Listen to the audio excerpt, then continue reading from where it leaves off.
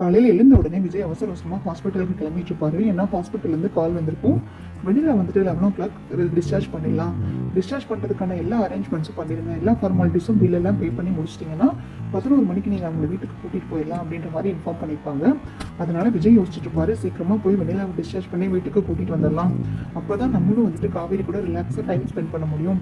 இப்போ வெண்ணிலா வந்ததுலேருந்து வெண்ணிலா பின்னாடியே வந்துட்டு போயிட்டு இருக்க மாதிரி இருக்கு, சுத்தமாக ரெஸ்ட்டும் கிடைக்க மாட்டேங்குது, அவ கூட வந்துட்டு ப்ரைவசியாக டைம் ஸ்பெண்ட் பண்ணுறதுக்கான கேப்பும் கிடைக்க மாட்டேங்குது.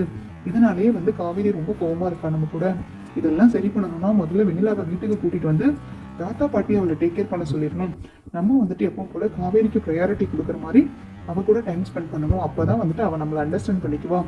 இல்லைன்னா வந்துட்டு காவேரி நம்மளை தப்பா நினைச்சு இதே மாதிரி தான் மிஸ் அண்டர்ஸ்டாண்டிங்ல போயிட்டு இருக்கும் அப்படின்ற மாதிரி பிளான் பண்ணிட்டு காவேரி தூங்கிட்டு இருப்பாங்க. அவங்களே எழுப்புவாங்க. காவேரி எழுந்திரிமா எழுந்திரிமா அப்படின்னு 2-3 டைம் கூப்பிடும்போது அவங்க ஆல்ரெடி முழிச்சிருந்துருப்பாங்க. பட் விஜய் கிளம்பிட்டு இருக்கிறது பார்த்து தூங்கிட்டு இருக்க மாதிரி ஆக்ட் பண்ணிட்டு இருப்பாங்க.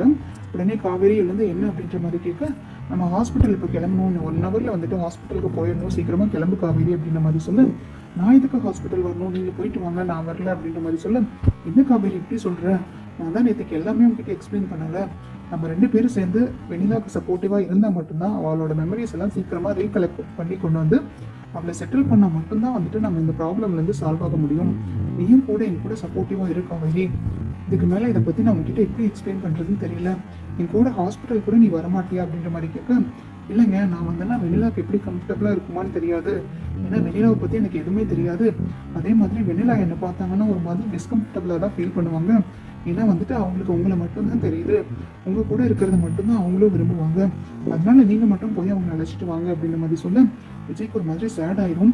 என்ன காவேரி இப்படி பண்ணிட்டு இருக்க, நீ எனக்கு எதுவுமே அண்டர்ஸ்டாண்ட் பண்ணிக்கவும் மாட்டேங்கிற, எனக்கு சப்போர்ட்டிவாகவும் நிற்க மாட்டேங்கிற, நீ இப்படிலாம் பண்றது எனக்கு ரொம்ப வருத்தமா இருக்குமா, நான் என்ன சொல்றதுன்னு தெரியல, என்னால் இப்போ எதையுமே வந்துட்டு சரியாக எக்ஸ்பிளைன் பண்ணவும் முடியல, பட் ஏன் இப்படிலாம் பண்ணுறேன்னு எனக்கு சுத்தமாக புரிய மாட்டேங்குது அப்படின்ற மாதிரி சொல்ல காவேரி சொல்லுவாங்க, உங்களுக்கு எதுவுமே புரியாதுங்க, புரியவும் வேண்டாம், நான் பாட்டுக்கு இருக்கேன், இதில் என்ன பிரச்சனை இருக்குது, நீங்கள் போய் அவங்கள ஹாஸ்பிட்டல்லேருந்து அழைச்சிட்டு வாங்க, நான் ஆஃபீஸ் போகணும், எங்கள் ஆஃபீஸில் வந்துட்டு எனக்கு நிறைய வேலை இருக்குது, ஆல்ரெடி நேற்றுக்கே வந்துட்டு எல்லா ப்ராப்ளமே சால்வ் பண்ணியிருக்கேன், இன்றைக்கி அவங்க என்ன பண்ணுவாங்கன்னு கூட சொல்ல முடியாது, ஸோ அதை போய் ரீசெக் பண்ணணும் அப்படின்ற மாதிரி சொல்ல, ஆஃபீஸ் தான் இப்போ உனக்கு முக்கியமா, நான் எவ்வளோ பெரிய பிரச்சனையில் இருக்கேன், ஏன் நீ சொன்னால் எதையுமே புரிஞ்சுக்க மாட்டேங்கிறேன், ஏன் காவேரி நீ வர வர இப்படி பிஹேவ் பண்ணுற, எனக்காக நீ எதுவுமே பண்ண மாட்டியா அப்படின்ற மாதிரி கேட்க, உங்களுக்காக பண்ணுறேங்க, பட் வெண்ணிலா வந்துட்டு எப்படிங்க அவங்களுக்கு கம்ஃபர்டபுளாக இருக்காது, நான் வந்தேன்னா நீங்கள் போகிறது தான் சரியாக இருக்கும், அவங்க என்னை பார்த்தா வந்துட்டு ஒரு மாதிரி அன்னைக்கே சேடாக ஃபீல் பண்ணாங்க, என்னை பார்த்ததுமே வந்துட்டு அவங்க ஒரு மாதிரி பயந்த மாதிரி ரியாக்ட் பண்ணாங்க, அது எனக்கு வேண்டாம் அப்படின்ற மாதிரி சொல்லிட்டு மூஞ்சில் அடிச்ச மாதிரி வந்துட்டு அந்த ரூம்லேருந்து வெளியில் வந்துடுவாங்க. விஜய் அவங்க நினச்சி ரொம்பவே வருத்தப்பட்டு இருப்பாங்க. காவேரி என்ன எனக்கு இப்படி பேசிட்டு இருக்கா என்கிட்ட, எனக்கு சப்போர்ட்டிவாக கூட இல்லைன்னா பரவாயில்ல, பட் அவள் எடுத்து தெரிஞ்சு பேசுறது ரொம்ப சங்கட்டமாக இருக்குது அப்படின்ற மாதிரி யோசிச்சுட்டு இருக்க கரெக்டாக ராகினி உள்ள வந்துடுவாங்க. என்ன விஜய் நான் சொல்லும் போது நம்பினீங்களா, நம்பல, நீங்கள் காவேரிக்கு தானே சப்போர்ட் பண்ணி பேசுனீங்க, இப்போ பார்த்தீங்களா அவள் உங்ககிட்ட என்ன சொல்லிட்டு போனான்னு, அவள் யாருக்கும் சப்போர்ட் பண்ணவும் மாட்டான், யாரோட எமோஷனையும் புரிஞ்சு நடந்துக்கவும் மாட்டான், அவளை பற்றி எனக்கு கொடைக்கானல்லேருந்தே தெரியும், அவள் எல்லாத்தையுமே வந்துட்டு போல்டாக வந்துட்டு எதிர்ப்பாளே தவிர அவளோட மற்றவங்க எமோஷன்ஸ் எல்லாம் புரிஞ்சு அண்டர்ஸ்டாண்ட் பண்ணிக்க மாட்டான். இதுவே அவள் ஃபேமிலியாக இருந்தால் அவள் ரிஸ்க் எடுப்பா, எல்லாமே யோசிப்பான். அவள் தங்கச்சிக்காக என்னென்னலாம் பண்ணா, எவ்வளோலாம் ரிஸ்க் எடுத்தா பார்த்தீங்கல்ல, பட் உங்களுக்கு ஒரு ஹெல்ப்புங்கும் போது அவள் பண்ண மாட்டேங்கிறாள். நீங்கள் ஹாஸ்பிட்டலில் போய் இவ்வளோ நாளும் எவ்வளோ கஷ்டப்பட்டு இருக்கீங்க, வெண்ணிலா வந்துட்டு காப்பாற்றி கொண்டு வரதுக்காக தானே நீங்கள் இவ்வளோ கஷ்டப்பட்டு இருக்கீங்க, அப்போ கூட காவேரி முக்கியன்ற மாதிரி தானே நீங்கள் யோசிக்கிறீங்க, பட் உங்களுக்காக ஒரு பர்சன்ட் கூட காவேரி யோசிக்க மாட்டேங்கிறா பார்த்தீங்களா. நான் சொல்கிறதெல்லாம் நீங்கள் எங்கே கேட்க போகிறீங்க, நல்லதே சொன்னாலும் அதை தப்பாக தான் நினைக்க போகிறீங்க, பட் அவளோட கேரக்டர் நான் உங்களுக்கு சொல்லணும்னு நினச்சி சொல்லிட்டேன், இதுக்கப்புறம் நீங்களே புரிஞ்சுக்க வேண்டியது உங்களோட விஷயம் அப்படின்ற மாதிரி சொல்லிட்டு கிளம்பிடுவாங்க. உடனே விஜயும் சங்கடப்படுவார். இவ சொல்கிற மாதிரி காவேரி அவங்க ஃபேமிலிக்கு ஒன்றுனா வந்துட்டு ரொம்ப ரிஸ்க் எடுத்து டீப்பாக வந்துட்டு ஹெல்ப் பண்ணுறா, டீப்பாக யோசிக்கிறா, எல்லா விதமான ரிஸ்க்கும் எடுக்கிறா, பட் எனக்கு ஒரு பிரச்சனைங்கும் போது அவன் கூட நிற்க மாட்டேங்கிறாள், என்னதான் பொசசிவ்னாலும் எனக்கு ஹெல்ப் பண்ண சொல்லிட்டு தான் நான் கேட்டேன், குமரன் நிவின் கூட வந்துட்டாங்க ஹெல்ப் பண்ணுறதுக்கு வேண்டி, பட் காவேரி வந்துட்டு எனக்காக நிற்கவே இல்லைல்ல அப்படின்ற மாதிரி வருத்தப்பட்டுட்டு, என்னதான் பொசசிவ்னாலும் காவேரி இப்படி பண்ணுறது எனக்கு பிடிக்கல அப்படின்ற மாதிரி மனசில் நினச்சிட்டு, சரி ஹாஸ்பிட்டலுக்கு போய் நம்ம வெண்ணிலாவை கூட்டிகிட்டு வந்துடலாம், கூட்டிகிட்டு வந்ததுக்கப்புறம் அடுத்தது என்ன பண்ணுறதுன்னு யோசிக்கலாம் அப்படின்ற மாதிரி ஹாஸ்பிட்டலுக்கு கிளம்பி போவார். அந்த டைமில் பார்த்தீங்கன்னா குமரன் கரெக்டாக வீட்டுக்கு வந்துடுவார். வீட்டுக்கு வரும்போதே கங்கா பயங்கர கோவத்தில் இருப்பாங்க. இன்னைக்கு இவர் என்ன கதை சொல்கிற போகிறாருன்னு நானும் பார்க்குறேன், எப்போ கால் பண்ணாலும் ஷூட்டிங் அப்படி இப்படின்னு சொல்லிட்டு கதை விட்டுட்டு போய் பிள்ளைங்க கூட எல்லாம் டான்ஸ் ஆடிக்கிட்டு இருக்காரா, அதுவும் எந்த மாதிரியான டான்ஸ் ஆடிக்கிட்டு இருக்காரு, அவளுங்களெல்லாம் பார்த்தாலே எரிச்சலாக இருக்குது, வருவரப்பாக இருக்குது, இந்த மாதிரி வேலையெல்லாம் பண்ணி தான் அவர் வந்துட்டு சினிமாவில் சாதிக்கணும்னா அப்படி ஒரு சாதிப்பு வந்து தேவையே கிடையாது. அவர் பாட்டுக்கு தைச்சிட்டு இருந்தால் மட்டுமே போதும், அதுலேருந்து வர காசே போதும். இப்படி அடுத்த பொண்ணுங்க கூட எல்லாம் வந்துட்டு டான்ஸ் ஆடி அதில் வர காசு எனக்கு தேவையே கிடையாது. இன்னைக்கு வரட்டும், ஒரு கை பாத்திரல எப்போ பார்த்தாலும் போய் பித்தலாட்டம் பண்ணிட்டு தான் என்கிட்ட சொல்லிட்டு தையலுக்கு கூட வராம, டெய்லர் கடைக்கு கூட வராம ஒரு பாட்டுக்கு போயிட்டு இருக்காரா. விடைய ஒத்தாளா இருந்து நான் எவ்வளோ கஷ்டப்பட்டு பார்த்துட்டு இருக்கேன், அதை கூட அவர் நினைக்கல. இன்னைக்கு வரட்டும், இவர் போறது பார்த்தா காசு சம்பாதிக்கிறக்கோ இல்லை செட்டில் ஆகிறக்கோ போற மாதிரி தெரியல, இந்த மாதிரி கூத்தடிக்கிறதுக்கு தான் போற மாதிரி தெரியுது. வரட்டும் அப்படின்ற மாதிரி மனசுல நினைச்சிட்டு இருக்க கரெக்டா உள்ள என்ட்ரி கொடுத்துருவாரு. எல்லாரோட மொழியுமே வந்துட்டு வேற மாதிரி இருக்கும். குமரனோட மாமியார், அதாவது கங்காவோட அம்மா வந்துட்டு ஹிண்ட் கொடுக்கறதுக்காக ட்ரை பண்ணுவாங்க. தம்பி நீங்க அப்படி இப்படி வாங்க, டயர்டா இருப்பீங்க, வாங்க கை கால் கழுவிட்டு வரலாம், ஃப்ரெஷ் ஆகிட்டீங்க, நீங்கள் ரொம்ப டயர்டாக இருக்கிற மாதிரி தெரியுது, நான் சூடாக காஃபி போட்டு வரவா அப்படி இப்படின்ற மாதிரி ரொம்ப சமாளிக்க ட்ரை பண்ணுவாங்க.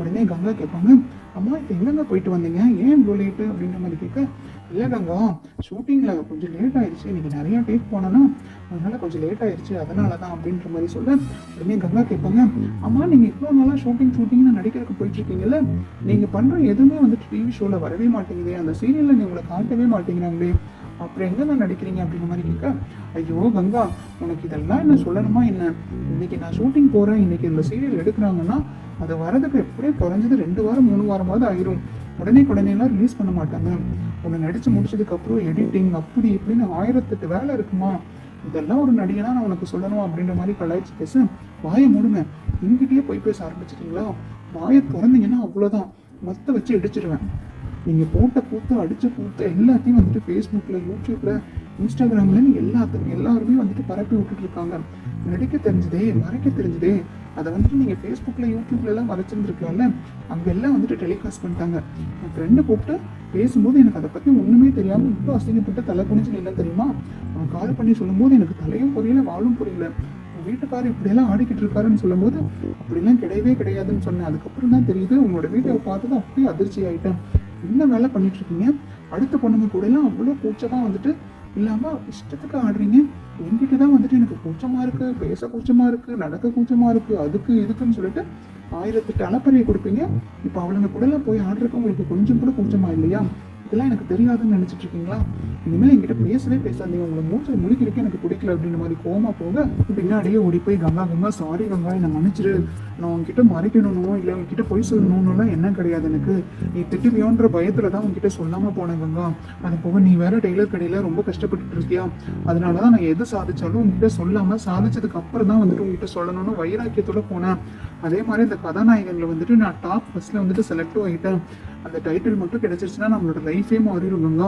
என்ன கதாநாயகன் என்ன சொல்றீங்க அப்படின்ற மாதிரி கேட்க, உனக்கு தெரியாதா விஜய் டிவியில் நடக்கிற கதாநாயகன் ஷூட்டிங்க்கு தான் நான் போயிட்டு இருக்கேன், அந்த ஷோல தான் பார்ட்டிசிபேட் பண்ணி டாப் 10ல நம்பர் 1 வந்திருக்கேன், எனக்கு மட்டும் அந்த டைட்டில் கிடைச்சிருச்சுன்னா ஏதோ ஒரு படத்துலயோ நாடகத்திலயோ நடிக்கிறதுக்கான வாய்ப்பு கொடுக்குறேன்னு சொல்லியிருக்காங்க, விஜய் டிவிக்குள்ள போறதே பெரிய விஷயம், அதுல நான் இப்படி சாதிச்சிருக்கேனே அதை நினைச்சு நீ சந்தோஷப்படாம என்னை திட்டிக்கிட்டு இருக்கே அப்படின்ற மாதிரி சொல்ல, ஐயோ என்னங்க சொல்றீங்க, அந்த ஷோலையா போய் நீங்க செலக்ட் ஆனீங்க, இதை முன்னாடியே சொல்லியிருந்துருக்கலாம்ல, இதெல்லாம் தெரியாம நான் உங்களை திட்டேங்க, அந்த ஷோக்குள்ள போறதும் அந்த டிவியில போய் நம்ம வாய்ப்பு கிடைச்சு சாதிக்கிறதும் எவ்வளவு பெரிய விஷயம் தெரியுமா, நானே சொல்லி கேள்விப்பட்டிருக்கேன், 1000 தான் இருந்தாலும் நீங்க அந்த பொண்ணு கூட ஆடுறதை பார்த்தும் போது எனக்கு எவ்வளவு கடுப்பா இருந்துச்சு தெரியுமா, எனக்கு பயங்கரமா டென்ஷன் ஆச்சு அப்படின்னு மாதிரி சொல்ல, ஐயோ கங்கா அதெல்லாம் சும்மா நடிப்பு கங்கா, நான் ஒருவேளை படத்துல போய் செலக்ட் ஆகி ஹீரோவா போனேன்னா இதுக்கு மேலே ஏதாவது சீன்ஸ் நடிக்க சொன்னாங்கன்னா நான் நடிச்சுதான் ஆகணும், அது போக நான் இந்த அளவுக்கு சாதிக்கிறதுக்கு எல்லாத்துக்குமே காரணம் நம்ம விஜய் தான், விஜய் கொடுத்த ஊக்கத்தினாலையும் அவர் எனக்கு ட்ரெஸ் எல்லாம் வாங்கி கொடுத்து அவர் என்னை அவ்வளோ என்கரேஜ் பண்ணி ஏன் இந்த ஷோ நடக்குதுன்னு சொன்னது கூட அவர் தான்,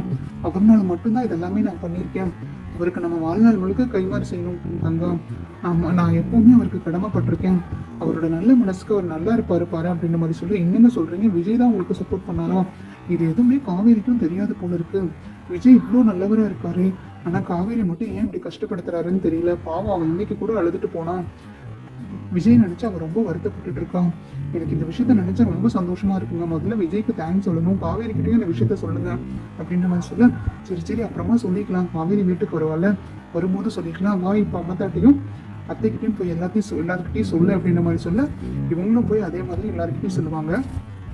நான் ஒன்னே ஒன்று சொல்றேன் கேட்டுக்கோங்க, இந்த மாதிரி சீன்ஸ் எல்லாம் வரும்போது கொஞ்சம் பார்த்தே நடிங்க, நான் எல்லாத்துக்கும் வந்துட்டு தலையாட்டிட்டு சிரிச்சுட்டு போவேன்னு மட்டும் நினைக்காதீங்க. சில சமயம் எனக்கு கோவம் வந்துச்சுன்னா நான் என்ன பண்ணுவேனே தெரியாது அப்படின்ற மாதிரி சொல்லிட்டு அவங்களும் போய் உள்ள எல்லாருக்கிட்டையும் சொல்லி ரொம்ப சந்தோஷப்பட்டுட்டு இருப்பாங்க.